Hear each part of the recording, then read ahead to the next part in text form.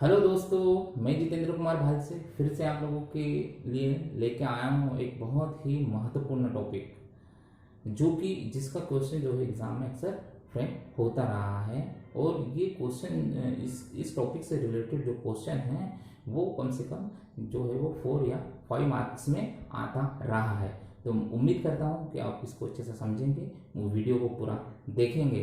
तो आज का जो हमारा टॉपिक है वो है पूर्ण प्रतियोगिता में बाजार संतुलन। देखिए, ये जो इकाई है बाजार वाली, वो उस इकाई का ही ये जो है एक सब जो है वो सब टॉपिक्स हैं। तो हम इसको अच्छे से आज समझने की कोशिश करते हैं कि पूर्ण प्रतियोगिता में बाजार संतुलन किस तरीके से होता है, या फिर कहें कि पूर्ण प्रतियोगिता में किसी वस्तु के मूल्य का निर्धारण कैसे होता है। ठीक है ना, उसके बारे में हम आज समझते हैं। सबसे पहले बात करें हम कि बाजार संतुलन क्या है। ठीक है ना, बाजार संतुलन क्या है। तो बाजार संतुलन जो है अर्थव्यवस्था की वह अवस्था है जिसमें जो है कि मांग और पूर्ति जो है, किसी वस्तु की मांग और किसी वस्तु की पूर्ति जो है वो क्या हो जाती है, बराबर हो जाती है। तो वो हम उस स्थिति को हम कहेंगे कि बाजार संतुलन कहेंगे। ठीक है ना, जहां पर वस्तु की मांग और वस्तु की पूर्ति जो है क्या हो जाती है, वो बराबर हो जाती है। यानी dx बराबर ds, अगर ऐसी कंडीशन किसी अर्थव्यवस्था में घटित होती है तो वो अवस्था कहलाती है संतुलन की। ठीक है ना, तो बाजार संतुलन का अर्थ होता है कि किसी वस्तु की मांग और उस वस्तु की पूर्ति जो है वो बराबर हो जाए। ठीक है ना, न मांग अधिक हो न ही पूर्ति अधिक हो, दोनों जो है वो क्या हो जाए, जो दोनों जो है वो जब संतुलन में आती है, या फिर मांग वक्र और पूर्ति वक्र एक दूसरे को जहां पर काटते हैं, जहां पर क्रॉस होते हैं, वहीं पर जो है बाजार जो है वो संतुलन में होता है। ठीक है, अब देखो संतुलन में होने के लिए दो दो चीजें हमको समझना पड़ेगी। सबसे पहले क्या है, संतुलन में निर्धारण के लिए समझने वाली चीज जो है वो है बाजार मांग, यानी इसकी बात करेंगे। ठीक है ना, किसकी बात करेंगे हम, बाजार मांग की, कि बाजार में उस वस्तु की मांग क्या है।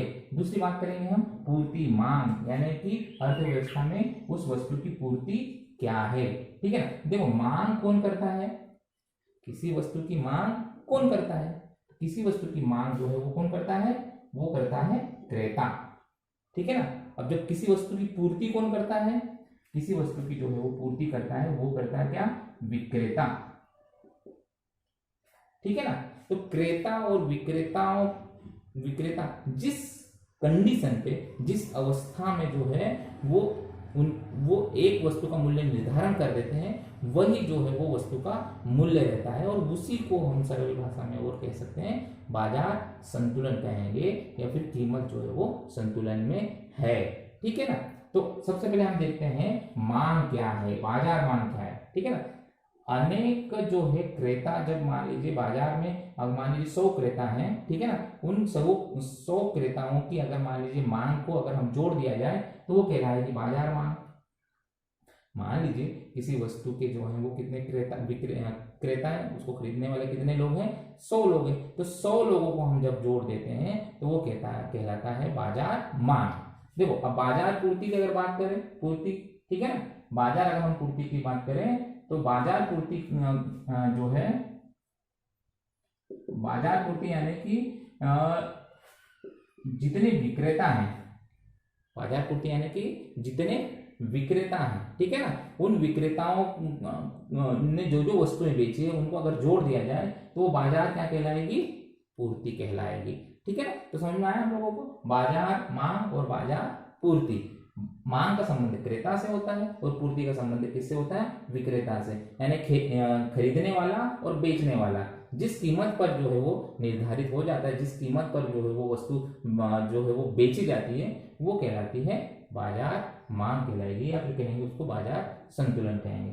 तो बाजार मांग को हम समझने की कोशिश करते हैं। देखो, बाजार मांग जो है वो मांग के नियम के जैसा ही है, क्योंकि मांग का नियम कहता है कि जैसे जैसे किसी वस्तु की कीमत बढ़ती है वैसे वैसे उस वस्तु की मांग में क्या होती जाती है, कमी होती जाती है। ये क्या कहलाता है, मांग का नियम कहलाता है। ठीक है ना, तो देखिए मान लीजिए कोई वस्तु है जिसकी कीमत जो है कितनी है, 1 रुपया है, तो उस समय उसकी मांगे जाने वाली इकाइयां कितनी है क्रेताओं के द्वारा, वो 50 है। मगर कीमत बढ़कर कितनी हो गई है, 2 रुपए है। तो स्वाभाविक सी बात, किसी वस्तु की कीमत बढ़ जाएगी तो उसकी मांग क्या हो जाएगी, कम हो जाएगी। तो मांगी जाने वाली इकाइयां कितनी है, 40 है। कीमत बढ़कर कितनी हो गई, 3 रुपए। तो मांगी जाने वाली जो है इकाइयां कितनी है, 30 है। ऐसे कैसे, कीमत अगर बढ़ के 4 हो जाती है तो मांगी जाने वाली जो है वो मांग है, वस्तुओं की इकाइयां है, वो बढ़कर घटकर कितनी हो गई है, 20 हो गई है। और मान लीजिए किसी वस्तु की कीमत जो है 1 रुपए से बढ़कर कितनी हो गई है, 5 रुपए हो गई है। तो उस वस्तु की मांगी जाने वाली जो इकाइयां है वो घटकर कितनी हो रह गई है, 10 रह गई है। ठीक है ना।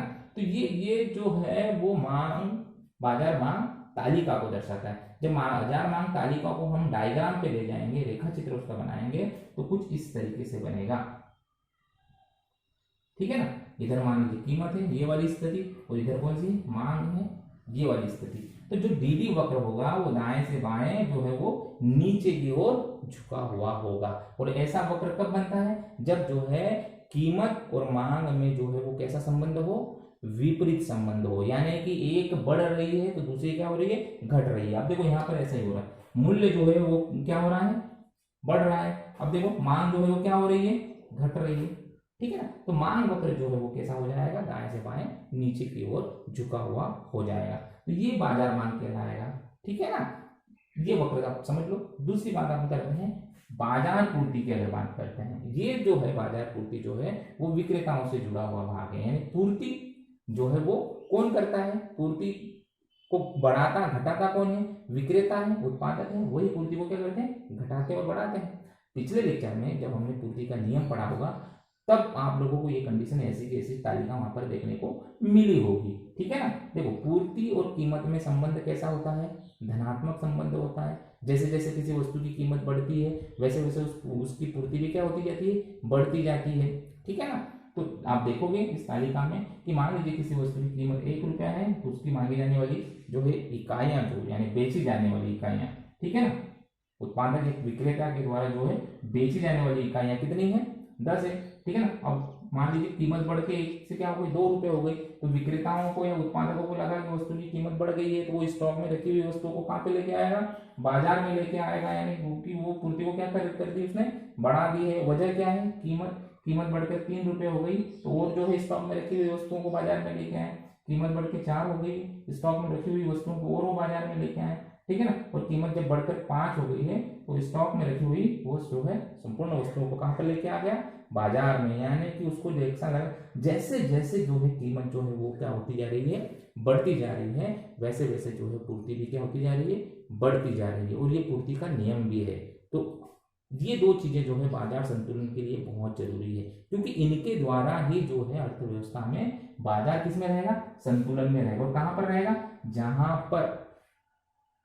जहां पर मांग वक्र और पूर्ति वक्र एक दूसरे को काटते हैं वहां पर जो है बाजार जो है क्या किस में रहेगा, वो संतुलन में रहेगा। तो इन दोनों को समझना बहुत जरूरी है। एक तो बाजार मांग को समझ लीजिए और दूसरा बाजार पूर्ति को समझ लीजिए। ठीक है ना। इन दोनों को समझना जरूरी है, तब जाके हम जो है वो बाजार संतुलन का जो है डायग्राम बना सकते हैं।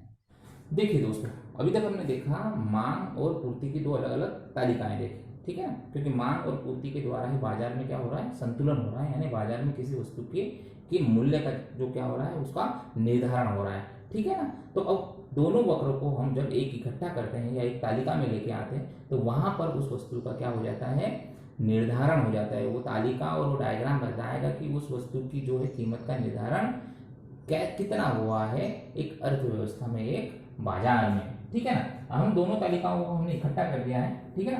पहले हमने तालिका वस्तु की कीमत देखी थी, वैसे के वैसी थी। ठीक है ना। मांग तालिका को हमने ये बताया और पूर्ति तालिका को हमने इकट्ठा कर दिया। ठीक है ना। जैसे जैसे कीमत बढ़ रही है वैसे वैसे मांग में क्या होती जा रही है, कमी होती जा रही है। जैसे जैसे कीमत बढ़ रही है पूर्ति में वैसे क्या होती है, क्या हो रही है, वो वृद्धि हो रही है। मगर वस्तु की कीमत का निर्धारण कहाँ पर होगा, वस्तु की कीमत का निर्धारण वहां पर होगा जहां पर मांग और पूर्ति जो है वो बराबर हो जाए। जैसे मैंने आप लोगों को बताया था अभी, ठीक है ना, कि बाजार संतुलन की अवस्था कंडीशन क्रिएट कहां पर होगी, जहां पर dx बराबर क्या होगा, sx ठीक है ना। तो यानी कि जहां पर मांग और जहां पर पूर्ति जो है वो बराबर हो जाएगी, वहां पर जो है वो बाजार संतुलन में रहेगा, या फिर वहां पर जो है वस्तु के मूल्य का क्या होगा, निर्धारण होगा। अब देखो ऐसी कंडीशन कहां पर क्रिएट हो रही है, ऐसी कंडीशन जो है वो यहां पर हो रही है, ठीक है ना। देखिए ऐसी कंडीशन जो है वो कहां पर क्रिएट हो रही है, यहाँ पर, कि वहां पर वस्तु का मूल्य क्या है, 3 रुपए है, ठीक है ना। वस्तु का मूल्य 3 रुपए होने पर वहां पर क्रेताओं के द्वारा मांगी जाने वाली इकाइयां और विक्रेताओं के द्वारा बेची जाने वाली इकाइयां जो है वो कैसी है, बराबर है। यानी कि अगर कहा जाए तो D बराबर dx बराबर ds है, यानी वस्तु के मूल्य का निर्धारण कितना होगा, 3 होगा। वस्तु के मूल्य का निर्धारण कितना हो रहा है, यहाँ पे 3 हो रहा है, ठीक है। और इसको हम डायग्राम पे अगर लेके जाते हैं, हम इसको हम रेखा चित्र पर लेके जाते हैं, ठीक है ना, तो कुछ इस तरीके से जो है वो रेखा चित्र जो है आप लोगों को दिखाई देगा, ठीक है ना। वस्तु की मात्रा यानी मांग और पूर्ति को हमने इधर दिखाया हुआ है OS अक्ष पर, OY अक्ष पर हमने वस्तु की क्या क्या किया है, कीमतों को लिया है, ठीक है ना। वस्तु की मांग और वस्तु की जो है कीमत, ठीक है ना, उसको लिया है हमने। मांग और पूर्ति को हमने इस तरीके से लिया 0, 10, 20, 30 और 50, ठीक है ना। उसके बाद में 1, 2, 3, 4 और 5 ये जो है वस्तु की क्या है, कीमत है। देखिए जब हम डीडी वक्र हमने बनाया है, डीडी वक्र जो है कीमत के साथ में उसका संबंध कैसा है, ऋणात्मक संबंध है। जैसे जैसे कीमत जो है वो बढ़ रही है, जो है वो डीडी वक्र भी क्या होता जा रहा है, वो भी मतलब कि मांग जो है वो क्या क्या होती जा रही है, घटती जा रही है, ठीक है ना। तो ये डीडी वक्र है, ठीक। ये एसएस वक्र है जिसका कीमत के साथ में संबंध कैसा है, धनात्मक संबंध है। जैसे जैसे कीमत बढ़ रही है वैसे वैसे पूर्ति भी क्या हो रही है, एस वक्र भी क्या हो रहा है, बढ़ता जा रहा है, ठीक। डीडी वक्र एसएस वक्र को ई बिंदु पर क्या कर रहा है, यहाँ पर क्रॉस कर रहा है। जहां पर डीडी वक्र जो है वो एसएस वक्र को कहां पर क्रॉस कर रहा है, ई बिंदु पर क्रॉस कर रहा है। और जहां पर क्रॉस कर रहा है वहां पर वस्तु की मूल्य का निर्धारण कितना हुआ है, 3 हुआ है, ठीक है ना। यानी कि यहाँ पर dx बराबर dx बराबर एस एक्स हुआ है, यानी बाजार जो है यहाँ पर संतुलन में है। मगर कभी कभी जो है बाजार असंतुलन में भी हो जाता है। अब देखो असंतुलन में कब होगा, जब अतिरिक्त पूर्ति हो जाए या फिर अतिरिक्त क्या हो जाए, मांग हो जाए, ठीक है ना। तो अतिरिक्त पूर्ति और अतिरिक्त मांग की जो शक्तियां हैं ये कार्य करेगी, ठीक है ना। ये शक्तियां जब कार्य करेगी तो वो शक्तियां जो है वो वापस कीमत का निर्धारण कहां पर करेगी, ई बिंदु पर भी करेगी। कैसे होगा ये, देखिए अगर मान लीजिए अतिरिक्त पूर्ति हमारे पास ए बी है, बाजार में क्या है, अतिरिक्त पूर्ति क्या है, ए बी है। स्वाभाविक सी बात है कि किसी वस्तु की बाजार में जो है वो पूर्ति बढ़ गई है तो क्या होगा, विक्रेता क्या करेंगे, उस वस्तु को बेचने के लिए कीमत को क्या करेंगे, कम करेंगे। कीमत को क्या करेंगे, कम करेंगे, ठीक है ना। तो कीमत कम करके कहां पर लेके आएंगे, 3 पे। मान लीजिए उन्होंने वस्तु की कीमत उस समय क्या है, अतिरिक्त पूर्ति है, उस समय वस्तु की कीमत क्या है, 4 है, मगर बाजार में पूर्ति जो है वो बढ़ गई है और विक्रेताओं को जो है अपनी पूर्ति के अनुसार जो है वो क्या करना है, पूर्ति के अनुसार अगर उनको लाभ कमाना है तो उसको कीमत को क्या करना पड़ेगा, कम करना पड़ेगा। कितना कम करना पड़ेगा, 4 से लाके 3 पे करना पड़ेगा। तो जो ये अतिरिक्त ए बी है, ठीक है ना, पूर्ति जो है वो क्या करेंगे, क्रेता कीमत को क्या करेंगे, कम करेंगे अपनी ज्यादा वस्तुओं को बेचने के लिए, ठीक है ना। तो यहाँ पर ए बी पर तो जो वो बाजार जो है संतुलन में रहेगा नहीं, वो वापस आके कहाँ पर आ जाएगा, ई बिंदु पे आ जाएगा। अब देखिए अगर मान लीजिए अतिरिक्त मांग यानी अर्थव्यवस्था में जो है मांग ज्यादा हो गई, अब मांग कितनी ज्यादा हुई है, सीडी के बराबर मांग ज्यादा हो गई, ठीक है ना। अर्थव्यवस्था में मांग क्या हो गई, ज्यादा हो गई, यानी क्रेता जो है वो किसी वस्तु की ज्यादा मांग कर रहे हैं तो विक्रेता क्या करेगा, विक्रेता जो है वो क्या करेगा, कीमत को बढ़ाएगा। विक्रेता क्या करेगा, कीमत को बढ़ाएगा, ठीक है ना। मान लीजिए सी बिंदु पर, ठीक है ना, मान लीजिए सी बिंदु पर मान लीजिए वस्तु का जो है मूल्य वो क्या है, मान लीजिए कि 2 रुपए है, ठीक है ना। मगर मांग जो जो है वो बढ़कर सी से कहां पर चली गई, डी पे चली गई, यानी मांग जो है बढ़ गई। तो विक्रेता जो क्या करेगा, किसी वस्तु की मांग बढ़ जाती है तो उस वस्तु को क्या कहते हैं, उस वस्तु की कीमत को क्या करते हैं, वो बढ़ाते हैं, और बढ़ाकर कहां पर ले जाएगा, 3 पर ले जाएगा, ठीक है ना। तो पूर्ति अतिरिक्त पूर्ति यानी पूर्ति अगर ज्यादा हो जाती है तो मांग के अनुरूप या पूर्ति उसको कीमत के अनुरूप उसको क्या करना पड़ेगा, ज्यादा वस्तुओं को बेचने के लिए कीमत को क्या करना पड़ेगा, कम करना पड़ेगा। और अगर मान लीजिए मांग ज्यादा हो जाती है तो विक्रेता क्या करेगा, वस्तु की कीमत को क्या करेगा, बढ़ाएगा, और निर्धारण वापस मांग और पूर्ति की शक्तियों के द्वारा कहां पर होगा, ई बिंदु पर होगा। तो यहां पर जो है वो बाजार जो है वो क्या है, संतुलन में है।